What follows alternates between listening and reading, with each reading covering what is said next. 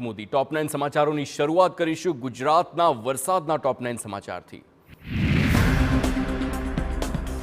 ગુજરાતમાં ચોમાસાએ બરાબર જમાવટ કરી છે, ત્યારે હવામાન વિભાગે હજુ પણ રાજ્યમાં ભારેથી અતિભારે વરસાદની આગાહી કરી છે। હવામાન વિભાગે ઉત્તર અને દક્ષિણ ગુજરાતમાં વરસાદનું ઓરેન્જ એલર્ટ જાહેર કર્યું છે, જ્યારે કે મધ્ય ગુજરાત અને સૌરાષ્ટ્રમાં વરસાદનું યલો એલર્ટ જાહેર કર્યું છે। અમદાવાદ, પાટણ, મહેસાણા, આણંદ અને વડોદરામાં ભારે વરસાદ પડી શકે છે, તો બનાસકાંઠા, સાબરકાંઠા, અરવલ્લીમાં અતિ ભારે વરસાદની આગાહી।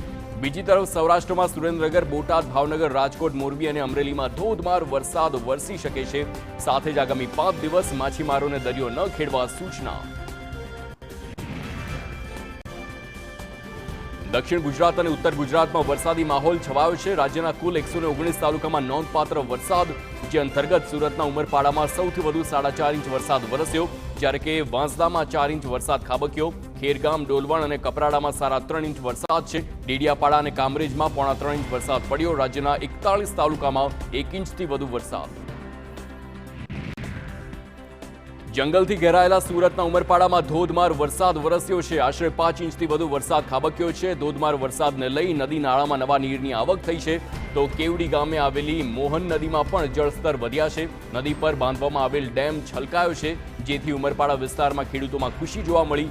ભારે વરસાદને પગલે ઉમરપાડા તાલુકાનો દેવઘાટ ધોધ પણ જીવંત થયો છે। સુરત જિલ્લાનો એકમાત્ર દેવઘાટ ધોધ વહેતો થયો છે। ધોધ વહેતો થતા મનમોહક દ્રશ્યો જોવા મળ્યા। આ ધોધને ઇકો ટુરિઝમ સ્થળ તરીકે વિકસિત કરાયો। સુરતના માંડવી તાલુકામાં પણ ધોધમાર વરસાદ પડ્યો છે। દેવગઢ પાસે આવેલ વારે નદીમાં નવા નીરની આવક થઈ છે। નદીમાં ભરપૂર પાણીની આવક થતાં લો લેવલ પુલ પાણીમાં ગરકાવ થયો છે, જેના કારણે 10થી વધુ ગામોને દેવગઢ માંડવી સાથે સંપર્ક કપાયો છે। સ્થાનિક સહિત અન્ય ગામના લોકોને પણ સમસ્યાનો સામનો કરવો પડશે। આ તરફ ઉપરવાસમાં વરસાદ પડતા વલસાડના મધુબન ડેમમાં પાણીની આવક થઈ છે। મધુબન ડેમમાં 3000 ક્યુસેક પાણીની આવક। ડેમમાંથી દમણગંગા નદીમાં 353 ક્યુસેક પાણી છોડાયું છે। પાણી છોડાતા વાપી નજીકના દમણગંગા નદીનો કોઝવે ઓવરફ્લો થયો છે। નદીમાં નવા નીર આવતા માછીમારો માછલી પકડતા જોવા મળ્યા। તો ડાંગમાં પણ કુદરતી મહેર થઈ છે। ડાંગમાં 2 દિવસમાં વિરામ બાદ સમગ્ર જિલ્લામાં વરસાદી માહોલ સર્જાયો। વરસાદ વરસતા જિલ્લાના અનેક ધોધ સક્રિય થયા છે।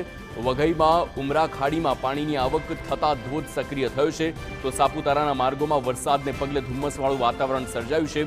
ઘાટ માર્ગો પર ગાઢ ધુમ્મસ છવાતા ઝીરો વિઝિબિલિટી હતી, જેથી વાહન ચાલકોને થોડી સમસ્યા પડી છે। જોકે ધોધ અને ઝરણા સક્રિય થતા આહલાદક દ્રશ્યો જોવા મળ્યા।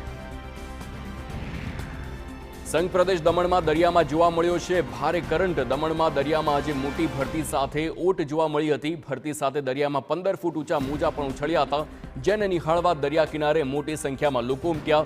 દરિયાના મોજા ઊંચે સુધી ઉછળતા પર્યટકોએ મજા માણી છે। ઊંચા ઉછળતા મોજાનો નજારો આહલાદક લાગી રહ્યો હતો। છોટાઉદેપુર પંથકમાં પણ ધોધમાર વરસાદ વરસ્યો। નસવાડી વિસ્તારમાં અવિરત વરસાદને પગલે રસ્તા પર પાણી ફરી વળ્યા, તો વાલપુર, અકોના અને પાલા પંથકમાં પણ ખેતીલાયક વરસાદ થતા ખેડૂતોમાં ખુશી છવાઈ છે।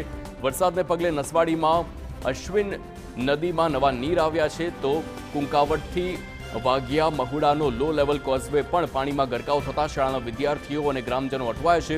કોઝવે બંધ થવાથી સ્થાનિકો 10 કિલોમીટરનો ચક્કર લગાવવા મજબૂર બન્યા।